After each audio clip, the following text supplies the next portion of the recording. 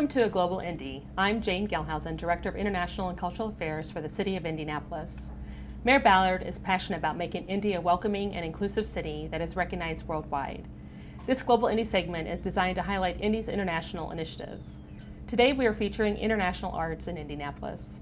With me is Gary Ginstling, CEO of the Indianapolis Symphony Orchestra, and Glen, Kwok, Executive Director of the International Violin Competition of Indianapolis.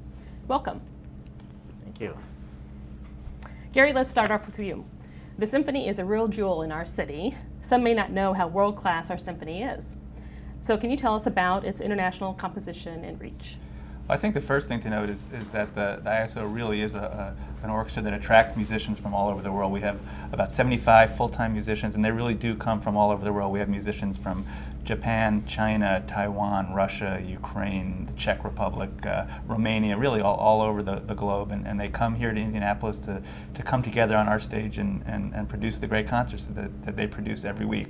In addition, our music director, Krzysztof Urbanski, comes from Poland and has an international conducting career. So he conducts around the world and really sort of carries the name of Indianapolis wherever he goes. He just conducted the world-renowned Berlin Philharmonic and brought some additional acclaim to Indianapolis through that engagement as well.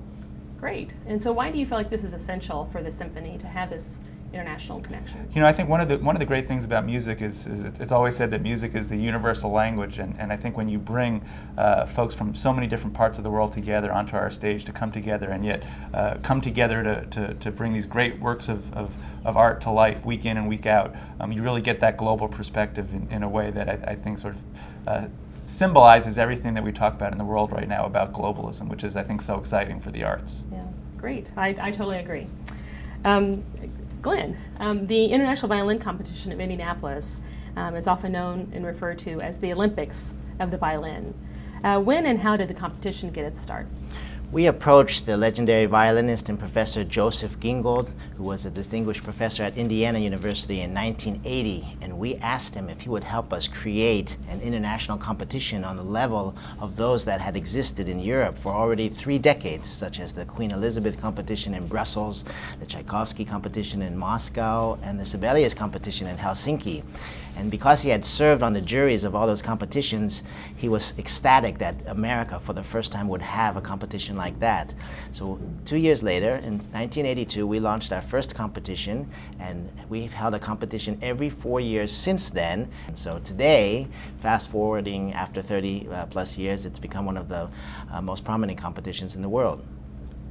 Right, well, you mentioned that it occurs every 4 years, and you really talked about the international scale of the competition. Is there anything else you'd like to add about the international side of the competition? Sure. We just finished screening 179 violinists representing 31 nations, and after watching their DVDs and screening all the tapes, we narrowed that down until 40 violinists from 12 countries who will come to Indianapolis for the 17 days to compete for over $250,000 in prizes and awards.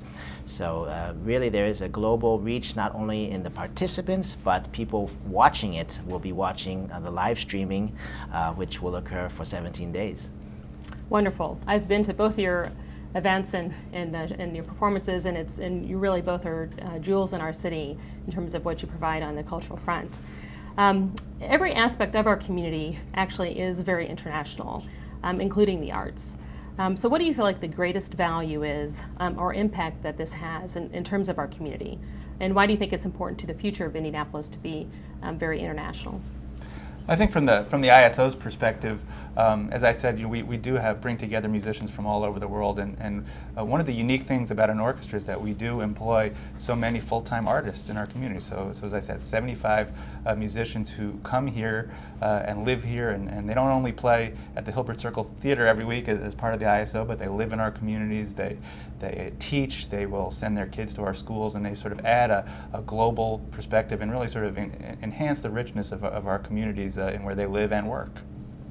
As Indianapolis is striving to become a more global city, it's important that in order to attract people to live here, we do have this complexion of a global aspect in each of the sectors of the society. And so we're pleased to be able to play an important role in the arts and really making it very high profile so that people want to come live here and enjoy all that Indianapolis has to offer.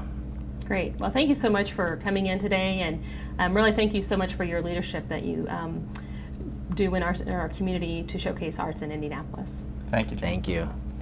So thank you for joining us for this segment of Global Indy. Indy is global diversity touches all aspects of life. We engage with the world through business, arts, sports, international students, our food, festivals, and more.